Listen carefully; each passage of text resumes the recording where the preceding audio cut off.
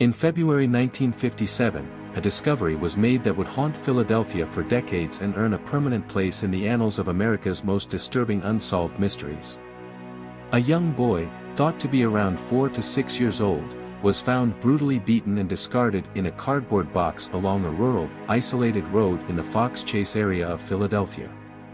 He was naked, bruised, and covered in scratches, abandoned with no name, no family, and no clues to his identity. Investigators called him America's unknown child, but over the years, he would come to be known as the boy in the box. The image of the boy's face, small, thin, bruised, and with a haunting, hollow expression, captivated and horrified the public.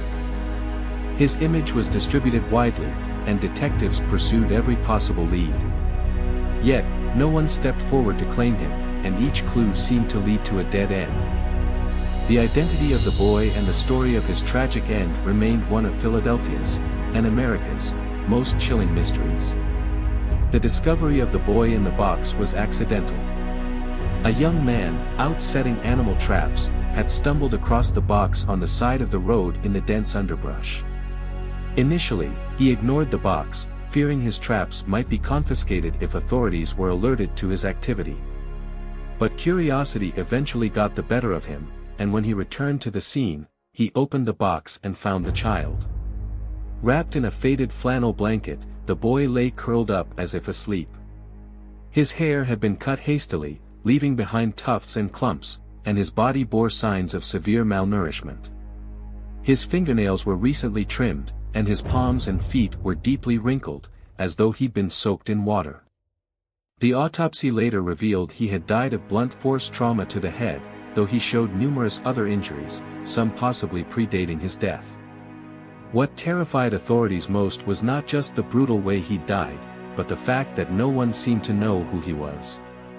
The Philadelphia Police Department launched one of the most exhaustive investigations in the city's history.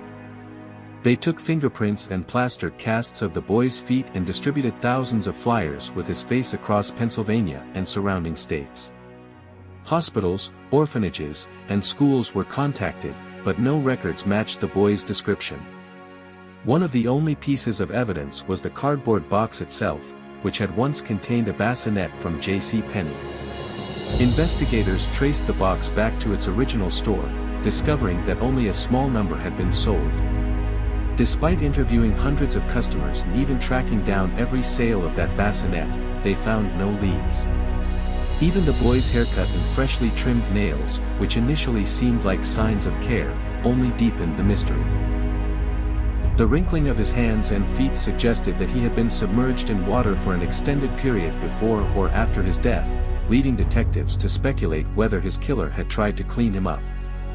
Forensic investigators also found several small items in the area surrounding the box: a child's blue cap, a yellow scarf, and a white handkerchief with the letter G embroidered on it. Despite these finds, no one came forward to claim the child, leaving detectives to face an unsettling possibility: the boy had been deliberately hidden, and whoever was responsible didn't want him to be found. The media dubbed the boy America's unknown child, and the case quickly gained national attention. The story of the nameless child found in the woods spread far and wide, bringing in countless tips and theories, each more disturbing than the last. One theory claimed the boy was the product of a local orphanage. Another suggested he was a member of a traveling carnival troupe, possibly the child of itinerant workers. However, the most harrowing lead came from a woman known only as Martha. In 2002, she claimed that her mother had purchased the boy and subjected him to unimaginable abuse for years before eventually killing him.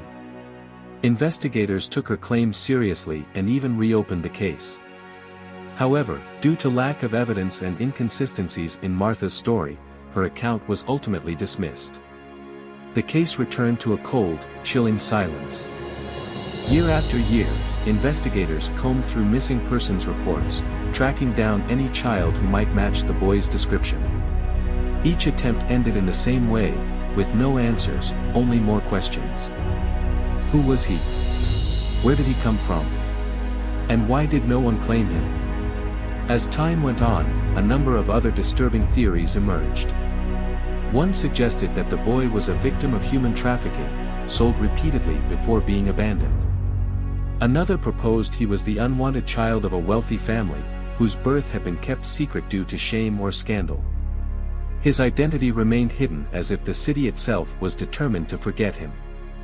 Modern advancements in forensic science brought new hope, and in the early 2000s, investigators exhumed the boy's body to collect DNA. Yet, even with access to genealogical databases, they could not find a match. Genetic testing showed the boy's heritage was of North European descent, but no closer details could be determined. Years later, a facial reconstruction artist used the boy's skull to create a haunting image of what he might have looked like in life, a final attempt to bring life to a face that had haunted investigators for decades. This image was circulated widely, sparking renewed interest in the case, but still, no one came forward. Generations of detectives and residents became fixated on solving the case, visiting the boy's grave at Ivy Hill Cemetery, where he was eventually laid to rest with a headstone that read, "America's Unknown Child." Philadelphia held yearly memorials to honor the boy, keeping his memory alive, and making sure he would not be forgotten. Yet, the question lingered: who was this child, and why had he suffered such a brutal end? Locals spoke of the boy in whispers, describing him as a spirit bound to the city, trapped between worlds because no one could give him a name or story. Some claimed that late at night, you could hear soft, childlike cries in the woods where he was found, as if he were calling out, waiting for someone to come and claim him. His case remains unsolved to this day, a haunting reminder of a life taken too soon and a life forgotten. The Boy in the Box is one of America's longest-running cold cases and a story that continues to evoke fear, curiosity, and sadness. Even now, every few years, the boy's case sees a resurgence of interest, often with renewed attempts to analyze his DNA in hopes that someday his family will be traced, and his story finally told. Yet, each time, the boy in the box remains silent, his secrets buried as deeply as he was. So if you're fascinated by stories of dark mysteries and haunted lives, make sure to subscribe to our channel and turn on notifications. Every story holds a secret, and some are just waiting for someone like you to uncover them.